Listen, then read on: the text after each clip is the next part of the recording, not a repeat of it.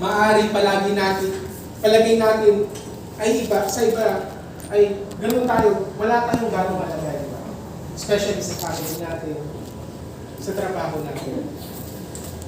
And there are even people who cannot accept us. May mga tao daw po na hindi makatanggap sa atin. Dahil yun nga, pakiramdam natin, hindi tayo mahalaga, we are unworthy. Let's open our Bible to 1 Peter chapter 2, verse 4. Bibigyan ko po kayo time para mabuksan ang ating Biblia. Para makasunod tayo sa ating listening. 1 Peter chapter 2, verse 4. Kung nandiyan na po tayo lahat, the Bible says, in verse 4, as you come to Him, the living stone, rejected by humans, but chosen by God and precious to Him. Amen. But God says otherwise to me. We are accepted in the Scripture. Because we are valuable.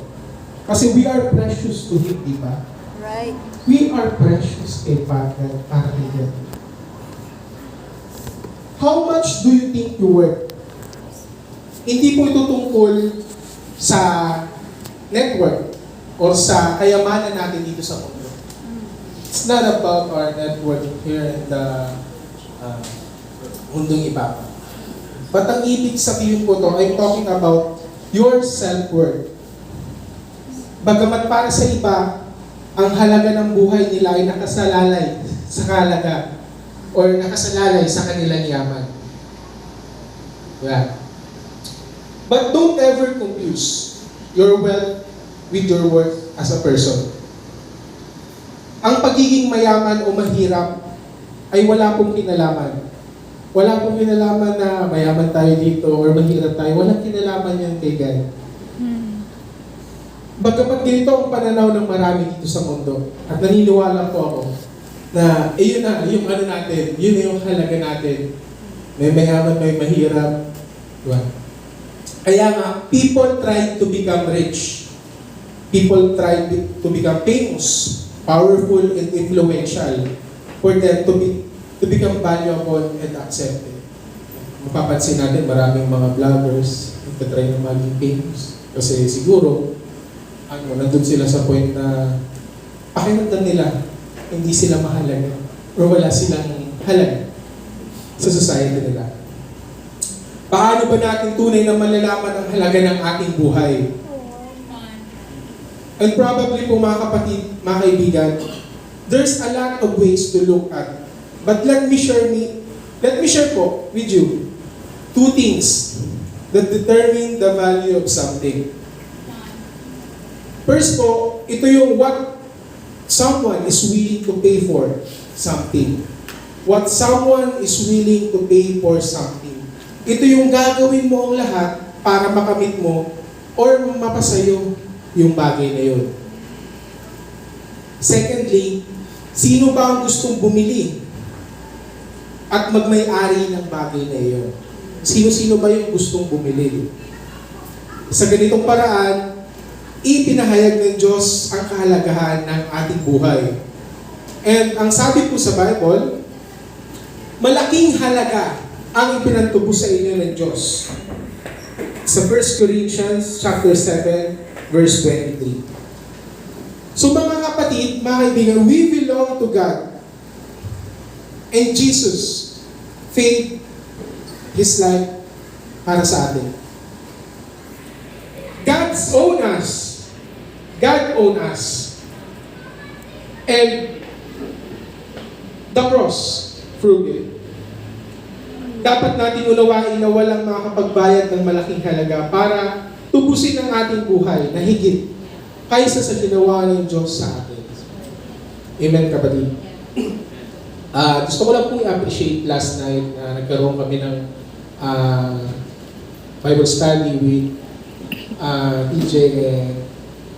I really appreciate his heart. At nakikita ko sa kanya kung paano siya nagbabago. Paano siya ginagawang meaningful yung buhay niya. Despite ng mga imperfection, despite ng mga flaws niya recently. But natutuwa ako dahil nandun siya sa period na nagsisimula siyang bumangon ulit. Amen. And gusto ko din i-lift up yung kapatid ko, si J.R. Talagang I really appreciate him na minsan siya yung nag-initiate para magkaroon kami ng spend time and hindi ko akalain na ganun yung nagiging move ni God sa kanya. Come on. Dahil mahal niya tayo at mahalaga tayo kay God, mas mahal pa kaysa sa yaman ng langit ang ating halaga. Kasi the very precious day is yung buhay ni Jesus. Yung buhay na pinagtutos niya sa atin, di ba? And that's the power of love. Ganun yung kapangyarihan at pagmamahal ni God sa atin na kahit we are unworthy or hindi tayo karapat-dapat, binigay niya ang nag-iisa niyang anak, si Jesus Christ, para isave tayo sa ating mga kasalanan. Jesus is the living stone. He was perfect, chosen, and accepted by God. Pero itinakwil po siya ng maraming tao. Maaaring sabihin mo, kapag ako ay maging perfect, then I would be accepted. Pero hindi po. That's impossible kasi no one is perfect. Jesus was the only perfect. But even He was not accepted by anyone, hindi siya tinanggap ng tao, yet, He was chosen by God as valuable. Dahil sa paglapit natin kay Jesus, it proves that we are one God's chosen. We are valuable stones too. Kapag nilagak natin ang ating buhay kay Yesu Kristo, tayo'y nagiging building block sa dakilang plano ng Diyos para sa kanyang simbahan. Ganito po tayo kahalaga sa isip at sa puso ng Diyos. And that's the power of love sa atin ni God. Ganun tayo ka-valuable sa Kanya. Ngayon po mga kapatid, mga kaibigan, think about it. How is your self-worth?